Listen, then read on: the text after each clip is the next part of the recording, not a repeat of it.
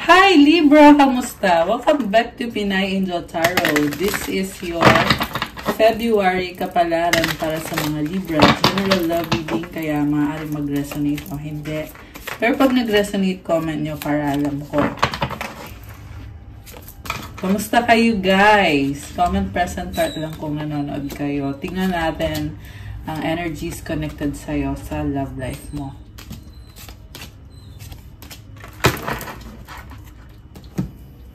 Okay, so tayo ng mga love energies. Love energies for Libra. We have proposal. Oh my gosh, an offer or proposal in the near future that comes as a surprise. Merong mag-uusap-usap, parang masyadong seryoso. And at the same time, it brings transformation. Baggage, emotional baggage can weigh down the relationships, unpack it. So, maraming issues na kailangan i-bring up. Isa pa. The ex. Oh my gosh. So, this is a third-party situation. Someone is not over the ex person. Or this is someone na hindi pa nakaka-move on kasi there is still love sa connection na to. Healing from past heartbreak takes time. Be patient with yourself. And we also have apology. Never underestimate the power of a heartfelt apology. Oh my gosh. Reunion. Reunion yung nafe-feel ko dito sa energies for you. From the tarot, overall energy from the bottom of the deck is 3 of Pentacles. This is a partnership. Someone is willing to work on the partnership. This is someone nagkaroon ng third party dito yung masculine. And gusto niya ngayon ayusin kung ano yung nasira. Parang kung ano na lang yung natitira. Yun na lang yung aayusin. Okay. Sobrang nag-aalala tong taong to. Worried siya kasi hindi niya kayang mawala. Hindi niya kayang mawala ka. Okay. At the same time, hindi niya mabigay sa iyo yung 100%. Andun yung feeling na nagigilty siya kasi gustuhin man niya na magkaayos kayo, pero lulukohin lang niya yung sarili niya kasi alam niya na hindi niya kayang ibigay yung pagmamahal na tingin niya ay deserve mo. Okay. Grabe. Someone is burdened by responsibilities. So, mukhang mas focus niya ngayon ay finances. And this is someone na sobrang self-sufficient. I feel like may kulang when it comes to communication, kung ano ba yung mga pangangailangan nyo, kung bakit itong taong to ay hindi niya kayang magkaroon ng partnership sa inyo or nahihirapan siya kasi parang pride or merong pride or parang ayaw niyang tumanggap ng tulong. Gusto niya siya yung may responsibility when it comes to finances. Okay. Grabe. Parang intense. And malungkot tong taong to So, we also have 7 of Wands, the Justice card. This is Libra energy. Okay. So, defensive yung person mo. At ikaw naman dito, sinasabi mo yung katotohanan Kaya itong taong to ay nagigilty kasi alam niya may pagkakamali siya, naging selfish siya at ayun na nga, niloko ka or siya yung niloko. Okay, take note na roles can be reversed, guys. Kasi itong masculine yung nagkaroon ng third party. And then, Judgment card. Parang merong family dito. And so, father figure. Pakiramdam niya, wala siyang magagawa sa sitwasyon niya. At alam niya na hindi mag-workout itong connection na to, pero pinipilit pa rin niya kasi ikaw yung gusto niya. At this is also someone na kung ano man yung sabihin mo sa kanya, willing siyang mag-adjust para sa'yo. Papakita niya sa'yo na strong siya at gagawin niya lahat para sa'yo. And they're also hoping na matanggap mo siya. And yung nga lang, na-feel ko dito sa taong to na hindi niya babaguhin yung sitwasyon niya, pero mag-a-adjust siya sa'yo. Okay, gano'n. Parang hirap unawain. Mahirap unawain yung sitwasyon na to, yung taong to. Kasi pinipilit niya na maging okay kayo ulit, tanggapin mo siya ulit. And at the same time, feeling niya ay hindi na niya mababago kung ano man yung mga pagkukulang na nagawa niya. Nakatali yung mga kamay niya Ayan. This is also someone na feeling niya hanging, hindi siya mapakali, balisa siya, kakaisip sa'yo. Okay. And then, Magician, 3 of Cups, Wheel of Fortune, Queen of Swords, 7 of Pentacles. Okay, so yung Divine Feminine dito, nakikita ko na you are moving forward, you are manifesting new beginning. Maraming tao sa paligid mo. You have this Wheel of Fortune. Merong relationship na minamanifest. Okay, possible din to na reconciliation yung minamanifest ng person mo.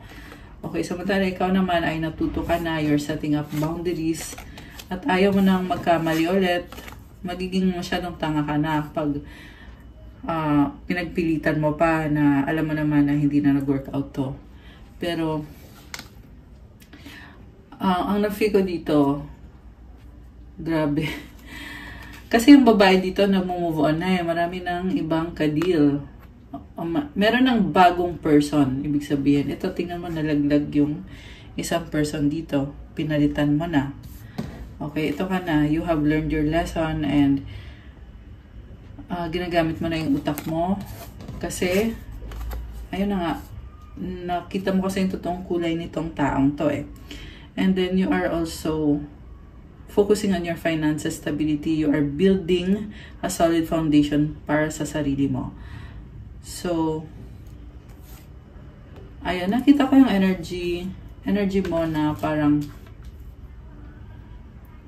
hindi mo pinipilit or hindi mo minamadali. You're just going with the flow. You're enjoying your life.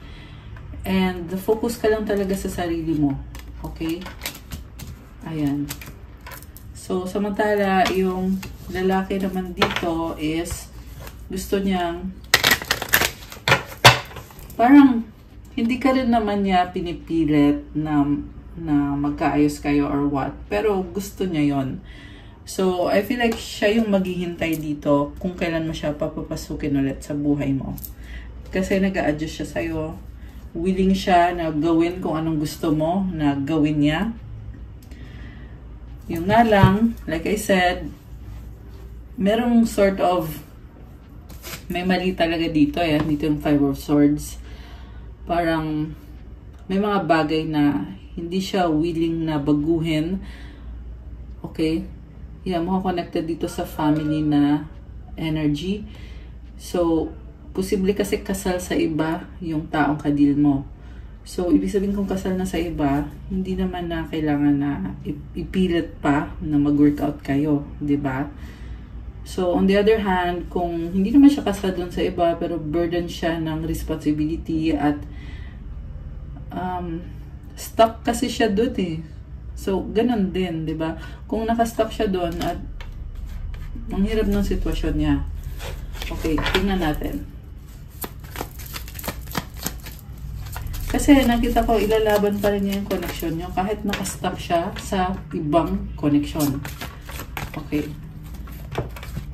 6 of Swords, Knight of Swords.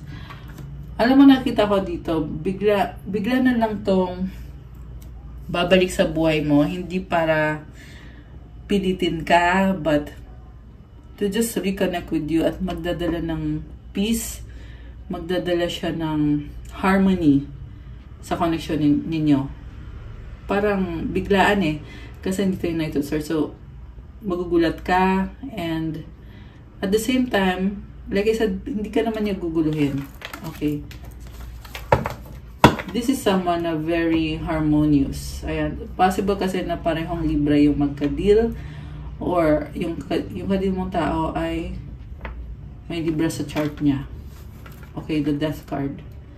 Grabe, oh, Scorpio energy. So, this is the kind of person na may binago na siya sa sarili niya.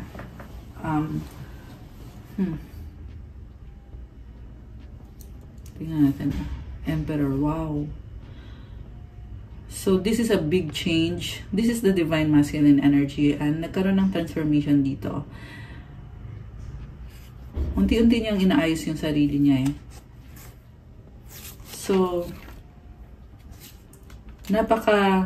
ibang-iba yung energy with this death card. Ibig sabihin kasi, tinalikuran na niya kung ano siya dati. Okay, andito rin si Emperor. So, nakita ko ngayon dito yung confidence. At, ibig sabihin, nare-realize niya na you are the one for him.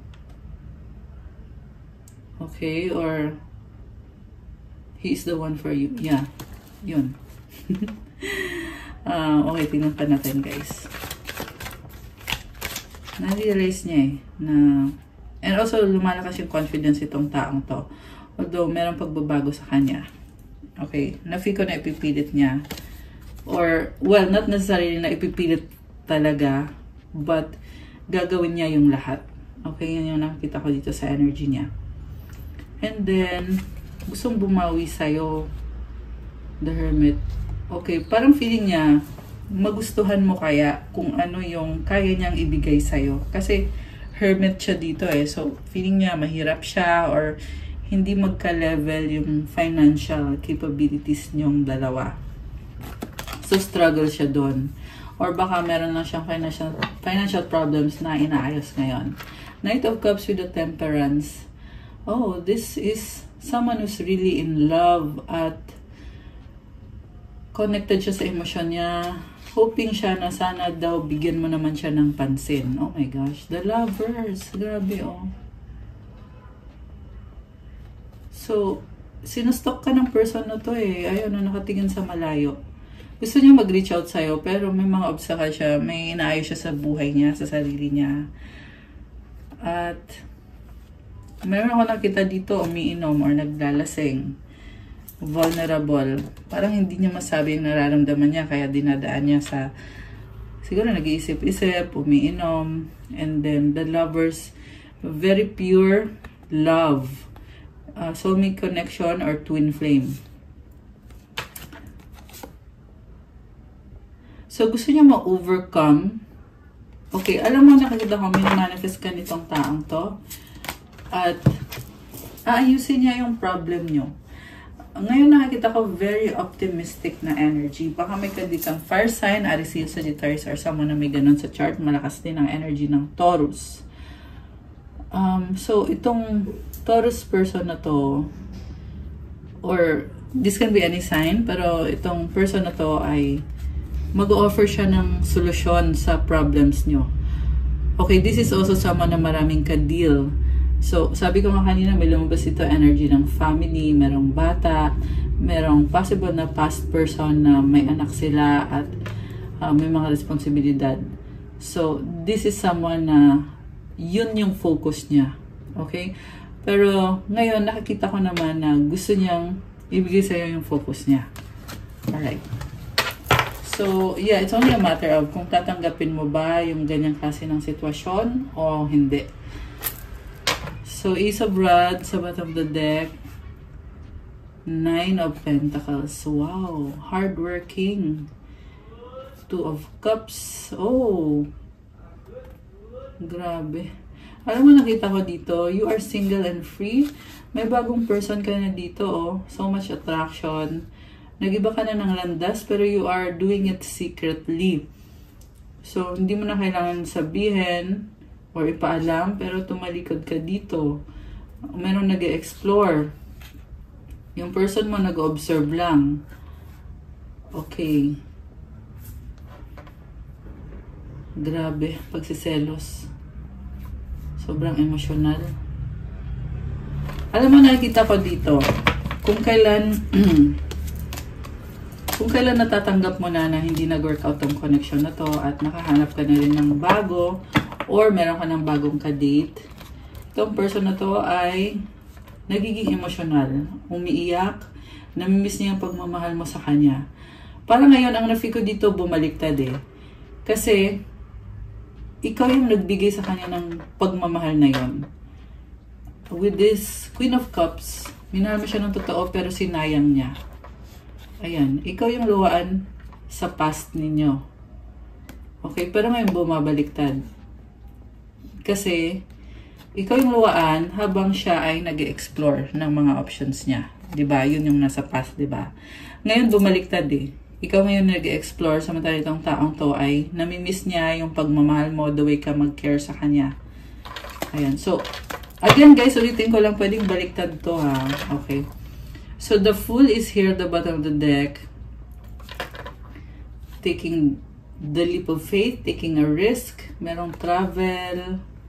Okay, takpan natin, wala siyang suot. The Star, oh, wow, commitment. Oh, okay, merong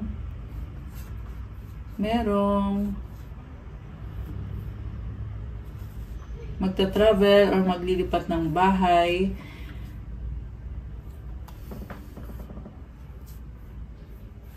Okay. So, you are healing yourself. Ang daming ganap. Daming pagbabago. And, andito pa yung ending na energy. King of Swords. Four of Swords. Nakikita ko sa'yo, habang ikaw ay nag-move on, moving forward, itong person naman na to ay stagnant pa rin eh. Parang feeling niya ngayon na sinasaktan mo siya. Okay? Parang babalik ta rin ka pa nito eh. This is someone who will blame you. Sasabihin niya na andyan siya, samantala ikaw yung nang iwan. Pero totoo ay pinalaya mo na yung sarili mo. Samantala itong person na to ay nagsustok sa'yo, wala namang ginagawa, stagnant yung energy na nakikita ko dito. And they feel betrayed. Okay. At the same time, nakita ko yung pain. The reason kung bakit siya nasasaktan, kasi nakikita kanyang masaya, nakikita kanya na meron ka ng bago. Ayan. Ayan oh. May tatlong duguan na sword. So, this is third party energy. Nakikita niya yun sa'yo na meron ka ng bago. And then, yeah, siguro nga, nakamove on ka na. Hindi mo na nga naiisip tong taong to. Pero, this person is still hoping for reconnection or reconciliation. Yeah, still stagnant yung nakikita ko dito. And, actually, tanggap na din niya na wala na kayo. Pero, gusto pa rin niyang magkaayos kayo. Oh, ayan oh. Queen of Rods. May offer dito eh. So, this is about curiosity. And, commitment. Baka may kadikang Leo energy, air sign, Gemini, Libra, Aquarius, fire sign, Aries, Leo, Sagittarius. Oh my gosh, tindi ng pagsiselos. Grabe, selosan. Okay, so, yung pinagseselosan si Empress, which is Divine Feminine. May bagong person na dito, King of Rods. Ayan o. So, kaya naman, merong pagsiselos. So, ngayon na nag-move on ka na, may bago ka na, natatauhan siya. Kasi dito pa lang niya nare-realize na dapat pala iningatan ko tong person na to. Dapat pala iningatan ko si Divine Feminine. Kasi pwede pala niya akong iwanan, pwede niya akong pagpalit. So, ganun yung naiisip ng masculine. Anong magiging outcome sa connection ninyo? Okay, Seven of Swords, the Hanged Man.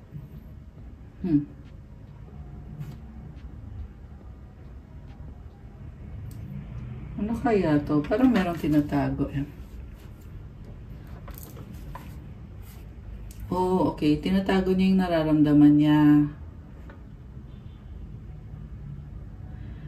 So, this is someone stalking you. Nakaka-feel pa rin to ng love, itong taong to.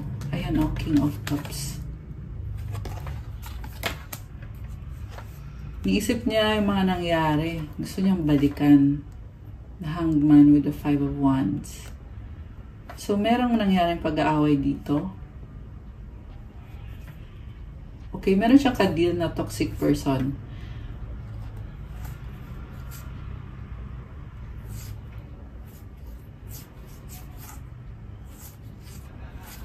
Okay.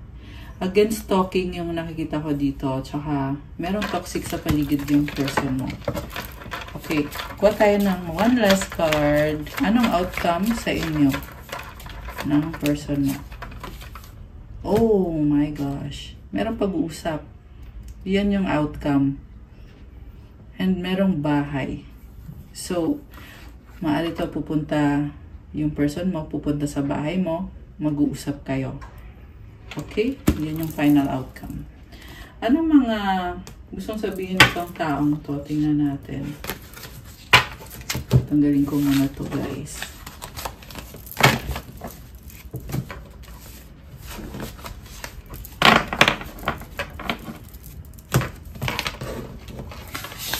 So, kung hindi nyo pa na-like yung video, please do like. Anong gustong sabihin niya sa'yo? Do you still think about me? Do you still want me? Do you still love me? I need to know if I should move on. I'm hurting. Ayan, oh my gosh. Grabe, intense. Iniisip ka niya palagi. Marami siyang katanungan. Parang dramatic yung nasa-sense ko sa kanya. Dahil nga sa nasasaktan siya, parang gusto niya pansinin mo naman daw siya. I couldn't give to you like I wanted to because I'm still healing from my past. So, ibig sabihin aware siya na talagang napakalaki ng pagkukulang niya sa'yo. At ito yung dinadahilan niya na nag-heal siya sa past niya. So, this is someone na naging stagnant siya dahil sa mga nangyari sa past niya. Okay. Na-stuck siya. I didn't feel like I was on your level. You're a boss. I'm very insecure. Oh my gosh. So, ito na nga yung nakita ko din kanina sa tarot na parang iisip niya magugustuhan mo kaya ako? Kung ano yung kaya kong ibigay sa'yo, magiging sapat kaya? May ganun eh. So, ano pa ang gustong sabihin o yung mga energies nitong taong to? Oh, I'm obsessed with you. Oh my gosh. So, obsessed sa'yo. Parang lalo pang na-obsessed sa'yo. Why is it that you love me? One more. I am scared of rejection. Ngayon yung problem. Sobrang obsessed sa'yo. Pero natatakot na baka pag bumalik siya sa'yo ay i-reject mo lang din naman siya. Iyan din yung dahilan kung bakit stagnant itong connection na to. Anything else? Would this pain ever stop? Oh my gosh. Hindi ka maalis sa isip nitong taong to. Please do what is best for your heart. Grabe. Andun yung pagsisisi talaga na nasaktan ka niya. You're too nice. I don't deserve your kindness. Parang ngayon ka lang nakikita nitong taong to. Na nung panahon na sobra kanyang sinaktan, binaliwala ka lang niya. Pero ngayon, ito. Ramdam niya yung value mo ngayon. Okay? Yan yung nafe-feel ko dito sa energy na to. The passion I feel is overwhelming. I don't know how to handle this. Okay. So, isang reason din na naging stagnant to kasi sobra siyang na-overwhelm. I can't make you happy. So, dinadot niya yung sarili niya. Tingnan natin ano mga energies connected kay Libra for February. Energies for Libra. Okay. Help others.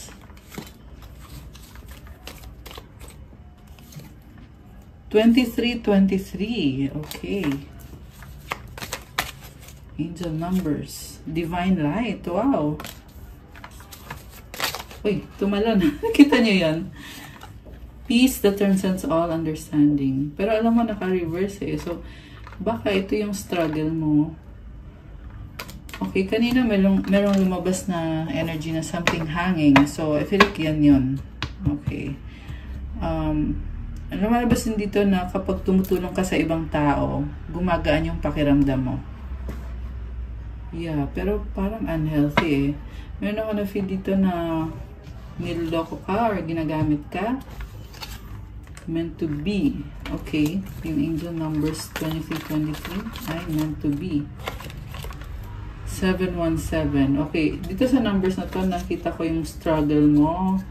At the same time, you are doing your best. Oh, you have the Holy Spirit. Okay.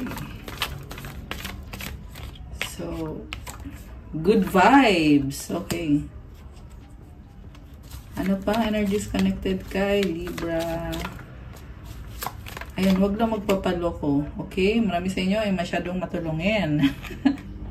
Masyadong matulungin to the point na niloloko ka na. Ayan, yung iba lang naman guys. Unicorn. So, you are very unique. Kakaiba ka. Cleansing energy.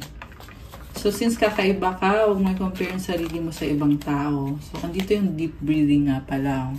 So, if you do deep breathing, tinatanggal yung bad energy at i-inhale mo yung good energy. It helps you clear your mind and manifest better, feel better. Kasi kapag positive yung vibes mo, you are protecting your energy.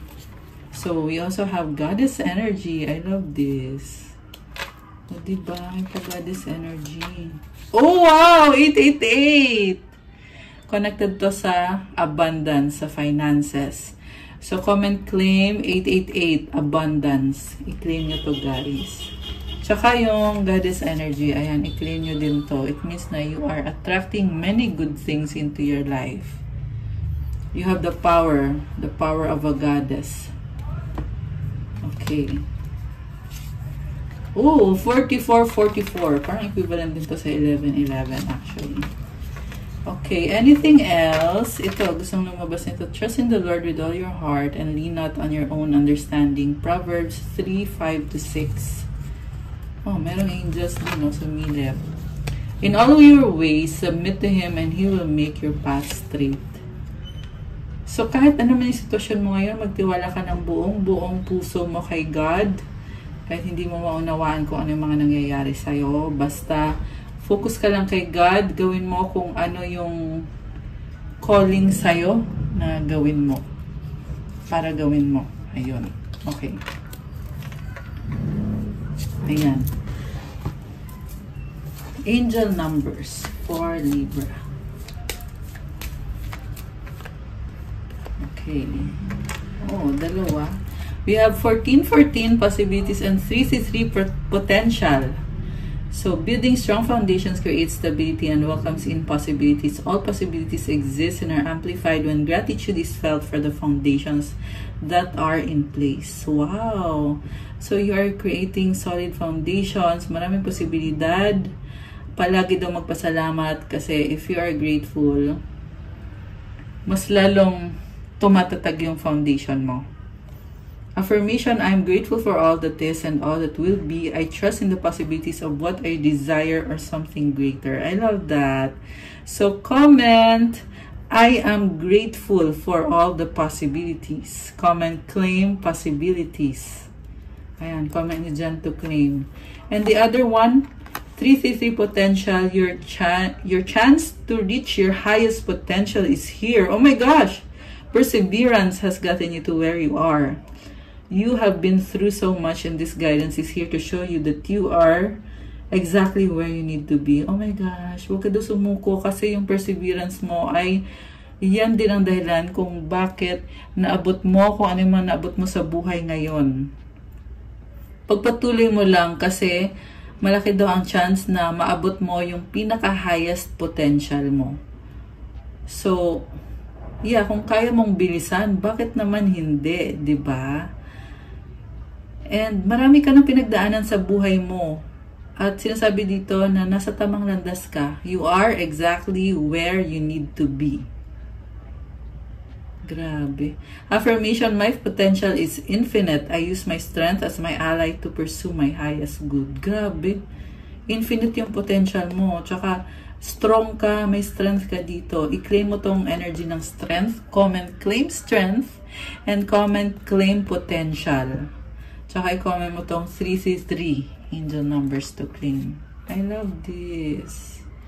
Okay, guys. That's what I have for you, Libra, for your February kapalaran. Thank you for watching. Please like, comment, subscribe, hit the notification bell. Kung nag-resonate kayo at kailangan nyo ng more information, you can book a private reading. Message na kayo sa Viber or sa WhatsApp.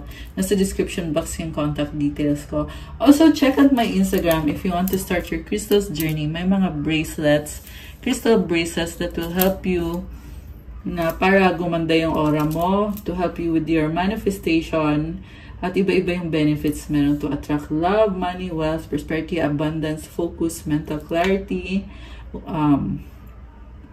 calming, vitality, motivation, negotiations, at marami pang iba, guys. So, tingnan nyo na lang doon. And lahat ng mga bracelets, may kasama na yung special prayers and mantras to really enhance and make the best out of the energy ng crystals. So, tingnan nyo lang po doon at i-message nyo na lang ako. Thank you, Libra! Have a good day. God bless you all. Stay safe. See you again soon. Love you guys. Good night and God bless. Bye!